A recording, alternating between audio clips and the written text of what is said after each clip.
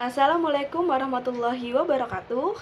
Halo, perkenalkan saya Nabila Putri Oktaviano dengan NPM 23110210054. Saya dari Program Studi Ekonomi Pembangunan Universitas Lampung. Dalam video kali ini saya akan mengerjakan tugas dari mata kuliah Pengantar Ilmu Ekonomi Mikro dengan dosen pengampu Ibu Ukti Ciptiawati, SE MSI.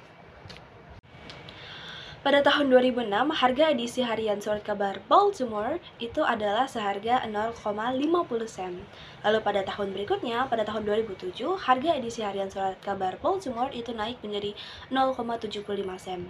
Terdapat 3 analisis yang menjelaskan tentang mengapa harga equilibrium ini yang lebih tinggi ini. Nah, analisis yang pertama menyatakan bahwa ini merupakan kabar baik karena hal ini menunjukkan adanya peningkatan minat masyarakat Baltimore terhadap surat kabar. Nah, untuk analisis yang kedua ini justru menyatakan bahwa ini merupakan kabar buruk karena dengan adanya peningkatan harga tinta, harga kertas, dan harga distribusi, justru ditakutkan atau diduga akan menyebabkan warga Baltimore itu sendiri akan berkurang minatnya untuk membeli surat kabar. Nah, untuk analisis yang ketiga ini berpendapat bahwa kenaikan harga tersebut karena perusahaan surat kabar Baltimore ingin menambah keuntungan karena pada tahun 2007 warga Baltimore sudah mulai beralih ke surat kabar digital yang bisa diakses secara gratis. Nah, selanjutnya saya akan menganalisis 3 analisis tersebut, mana yang berkaitan dengan prinsip ekonomi dan mana yang bisa dikatakan masuk akal dan mana yang bisa dikatakan tidak masuk akal. Nah, untuk analisis yang pertama ini berhubungan dengan kurva permintaan.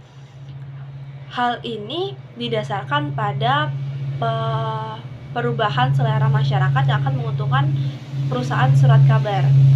Hal ini ditunjukkan dalam kurva pergeseran kurva permintaan ke arah kanan, yaitu dengan penawaran yang miring ke arah kanan sehingga price-nya itu naik, sehingga analisis yang pertama ini bisa dikatakan masuk akal. Lalu analisis yang kedua ini berhubungan dengan kurva penawaran. Dengan adanya peningkatan biaya pembuatan surat kabar, itu akan mengakibatkan pergeseran kurva penawaran ke arah kiri atas. Nah, maka analisis yang kedua ini bisa dikatakan masuk akal juga. Nah, dari dua analisis pertama dan kedua, itu dua-duanya bisa dikatakan masuk akal. Tetapi, mana sih di antara dua analisis tersebut yang bisa dikatakan yang paling masuk akal dengan prinsip-prinsip ekonomi? Nah, analisis yang pertama itu kurva permintaan bergeser ke arah kanan. Harga naik, kuantitinya juga naik.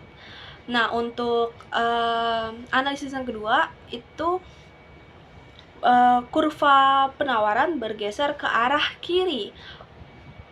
Price-nya naik dan kuantitinya turun. Nah, tapi faktanya di sini adalah pada tahun 2007 justru jumlah pembelian surat kabar di kota Baltimore itu sendiri sedang terjadi penurunan atau anjlok. Maka jika dilihat dari fakta ini, bisa dikatakan bahwa analisis yang pertama lah yang kemungkinan besar yang paling benar. Tetapi ada juga kemungkinan bahwa kedua analisis tersebut itu benar, karena jika kurva permintaan bergeser ke arah kanan dan kurva penawaran bergeser ke arah kiri dalam jumlah yang lebih besar, maka harga yang terjadi adalah adanya kenaikan harga dan jumlah kualitas itu akan menurun. Nah, untuk analisis yang ketiga ini bisa dikatakan kurang masuk akal dengan prinsip ekonomi, karena surat kabar digital yang bisa diakses secara gratis itu merupakan barang substitusi bagi surat kabar harian Baltimore.